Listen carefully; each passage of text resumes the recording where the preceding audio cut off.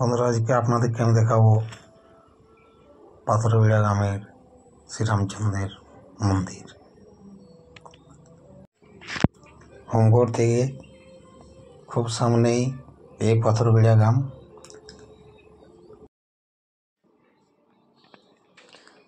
এই লাল মোরামের রাস্তা ধরে যাচ্ছে এখন পাথরবেড়া গ্রামের দিকে। সামনে আছে নদী, এই নদীটি পেরিয়েলেই পাথরবেড়া গ্রাম।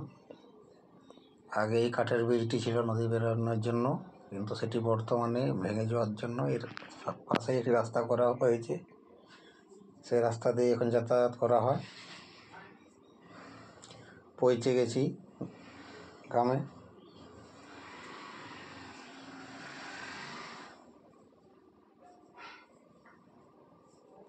মন্দিরের সামনে কত সুন্দর সুন্দর গাছ আছে, এত সুন্দর পরিবেশটা, খুবই ভালো পরিবেশ।